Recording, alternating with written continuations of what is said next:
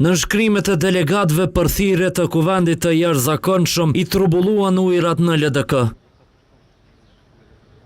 Krejt kjo në një periudhë kur bisedimet mes LDK-s dhe lëvizjes vetëvendosje u intensifikuan ndjeshëm.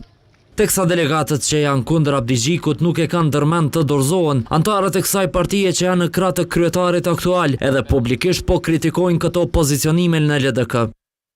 Nën kryetari i Lidhjes Demokratike të Kosovës, Lutfi Aziri, ka kritikuar pozicionimet e brendshme në parti para kuvendit të jashtëzakonshëm, duke u bërë thirrje delegatëve të mos përfshihen në betejë që nuk u përkasin. Përmes një postimi në Facebook, ai theksoi se gara e kryetarit të LDK-s Lumir Abdigjiku me delegatët duhet të jetë në kutinë e votimit.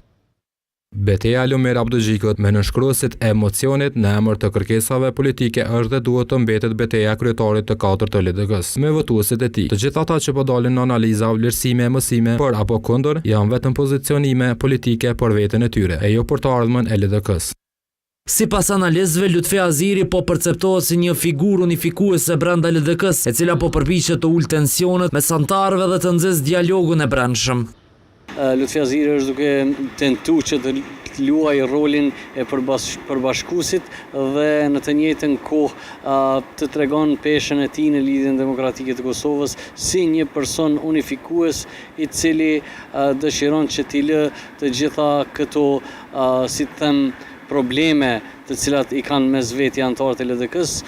Ndërsa Betim Osmani tregon mundësinë që LDK-ja të tejkalojë këtë krizë. Dhe brenda LDK-s edhe me kryesinë e re që do të formohet pas zgjedhjes së kryetarit të ri ose këtij aktual, atëherë që të thrasin vetes dhe të hyjnë në qeveri dhe të pranojnë edhe të koordinohen për një qeveri që të çojë qëllimin e të gjithë qytetarëve. Me dorëzimin e nënshkrimeve dhe pritjen për caktimin e datës së kuvendit të jashtëzakonshëm, LDK-ja hyn në një nga momentet më vendimtare për të ardhmen e saj politike. Mbetet të shihet nëse përplasja e brendshme do të zgjidhen përmes votës së delegatëve apo do të thellojnë edhe më tej krizën, në një kohë ku partia ka pezulluar edhe bisedimet me lëvizjen vetëvendosje për një koalicion të mundshëm.